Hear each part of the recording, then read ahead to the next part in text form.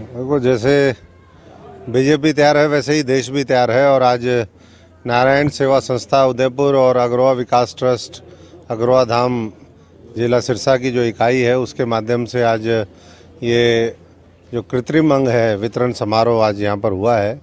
और बहुत से साथी यहाँ पर, सारी कमेटी भी है और बहुत से साथी जिन लोगों ने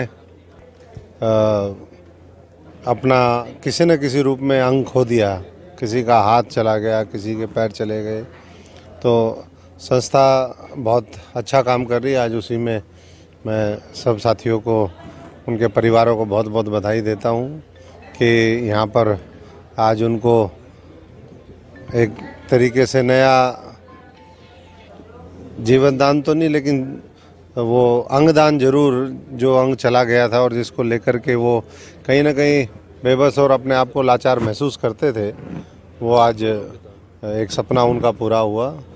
और जहाँ तक सवाल है बीजेपी और देश की तैयारियों का, तो एक दो दिन में आचार संहिता लगने वाली है। रोज़ मोदी जी लाखों करोड़ रुपए की रोज़ जो योजनाएं हैं, या तो उनका उद्घाटन कर रहे हैं या शिलान्यास कर रहे हैं। कल भी जो लंबा एक दिल्ली एनसीआर के लिए आवश्यक था, आप सब जानते हैं कि द्वारका एक्सप्रेसवे पिछले 20 साल में पूरा नहीं कर पाए लोग, और वो मोदी जी ने आकर के जो भी उसमें बॉटलनेक थी वो दूर किया और उससे पूरा दिल्ली भी, एनसीआर भी, द्वारका भी, गुड़गांव भी, पूरे उस क्षेत्र को लाभ होगा। और सोनीपत से लेकर के रोहतक झज्जर की बहुत बढ़िया कनेक्टिविटी पूरे जो जयपुर जाने वाले लोग हैं उनके लिए भी मैं समझता हूँ कि एक ये मील का पत्थर साबित होगा।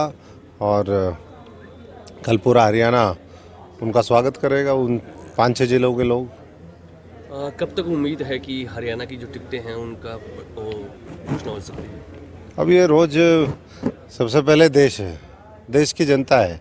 140 करोड़ लोग, गरीब किसान, मजदूर, हमारी माताएं बहनें, आप देख रहे हैं कि कल उन्होंने अरुणाचल में उद्घाटन किया, परसों बंगाल से किया। आए दिन कहीं ना कहीं किसी न किसी रूप में, कहीं मेट्रो नई का उद्घाटन हो रहा है, तो कहीं नए एयरपोर्टों का शिलान्यास, कहीं एम्स सुपुर्द हो रहे हैं। तो इसी तरीके से बहुत बड़ी बड़ी योजनाएं धरातल पर उतारने का काम उन्होंने किया है।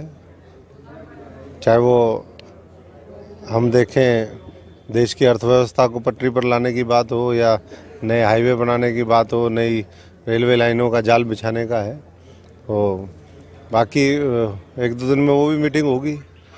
तो जो साथी पार्टी को लगता है कि ये लोग जनता का दिल जीतने में कामयाब होंगे, कमल खिलाने में जिनकी विशेष भूमिका होगी, वो पार्टी उनको उम्मीदवार के रूप में उतारेगी। लेकिन ये पहले ही सबने कहा है कि कमल का निशान जो है वही हमारा उम्मीदवार होगा, और कमल के नेतृत्व में ही, मोदी जी के नेतृत्व में भारतीय जनता पार्टी 400 का आंकड़ा पार करेगी। एक आज घमासान हो गया है, बीजेपी की सांसद हैं वीरेंद्र सिंह, वो कांग्रेस में आस्था दिखा रहे हैं, बीजेपी को छोड़ चुके हैं और ज्वाइन कर लिया उन्होंने कांग्रेस पार्टी।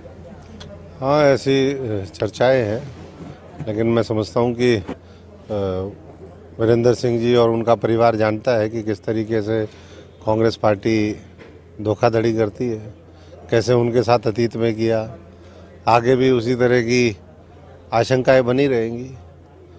तो अगर सांसद हमारे भाई ने फैसला किया है, उस परिवार ने किया है, तो ये तो प्रदेश की जनता तय करेगी। लेकिन मुझे पूरा यकीन है कि 10 की 10 जो है लोकसभा हरियाणा के लोग, वो बड़े मार्जिन के साथ भारतीय जनता पार्टी को, मनोहर लाल जी को और मोदी जी को यहाँ से तोहफे के रूप में देने का काम करेंगे।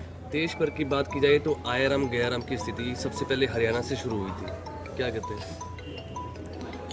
देखिए, कई बार परिस्थितियाँ इस तरह की बनती है, कई बार कुछ लोग राजनीतिक स्वार्थ के चक्कर में भी जाते हैं, तो बहुत से मामले हैं। अब किसी के ऊपर मैं तो ज़्यादा कुछ नहीं कहना चाहूँगा। अब हमारा केस आप सब देख ही रहे हैं कि 10 साल हमने तो पूरा संघर्ष किया विपक्ष के नाते, लेकिन देखा जब हमने कि परिस्थिति जो है, बड़े एक से एक बड़े धोखेबाज हैं। हमने कहा कि भाई उन लोगों के साथ चलो जो देश को बनाना चाहते हैं, देश को विकसित देखना चाहते हैं, जो 2047 का जो भारत है पूरे दुनिया का एक मजबूत राष्ट्र हो, अगले 5 साल में तीसरी बड़ी अर्थव्यवस्था ये भारतवर्ष बने, किसान मजदूर हमारा नौजवान उसको उसका हक मिले। तो एक तरफ हकों की लड़ाई के लिए है, मोदी की गारंटी है, और दूसरी तरफ जो है दिशाहीन विपक्ष है, मुद्दे सारे ख़त्म कर दिए हैं। कल भी आपने देखा ग्रुप डी की नौकरी मिली, सरकारी नौकरी हरियाणा के अंदर हज़ारों लोगों को मिली और बिना खर्ची और पर्ची मिली। तो ये इस बात का संकेत है कि हर वर्ग का ख्याल वो मनोहर सरकार रख रही है और केंद्र में मोदी सरकार रख रही है। सिलेंडरों के भाव कम आ गए, तो राहत और सशक्तिकरण इस देश की समृद्धि, शिक्षा, स्वास्थ्य, हर चीज़ को लेकर के इस सरकार ने एक अभूतपूर्व कार्य किया है। देश की संस्कृति, देश का गौरव, धर्म की रक्षा, ये सारा जो है वो भारतीय जनता पार्टी का उसकी विचारधारा में भी है और सैद्धांतिक लड़ाई उसके लिए लड़ रही है। कांग्रेस की क्या स्थिति देखते हैं पूरे हरियाणा में या देश भर में? जिस तरीके से कांग्रेस का मामला चल रहा है, तो कांग्रेसी तो खुद ही हरियाणा में तो कोई उम्मीदवार बनने के लिए तैयार नहीं, सब मैदान छोड़ के भागने के लिए लगे हुए हैं कि भाई मैं भी नहीं लड़ूंगा, मैं भी नहीं लड़ूंगा। सारे तो ये ऐसे ही हैं, पहले भी भाग के खड़े हो गए थे ये लोग। हमारे जैसे लोगों ने उस समय दंगल डांट के रखा था। लोग इसी तरीके से मैं समझता हूँ कि उनको सबको ये पता है कि कांग्रेस का जो मामला है अब बनने वाला नहीं है, लेकिन बहुत लोग फिर भी आशा और उम्मीद के साथ लगे रहते हैं। जो पार्टी अपना संगठन ना बना पाए, जो कार्यकर्ताओं की अनदेखी करे, जो पूरा घुटने टेक रखे हों जिन्होंने, और जिन्होंने लाखों करोड़, हजारों करोड़ के प्रदेशों में, देश में भ्रष्टाचार के जिनके मामले हैं, जिनके ऊपर कानूनी कार्रवाई हो रही है, कोर्ट ने कहा है कि 6-6 महीने में इनको अंदर डालने का काम करो।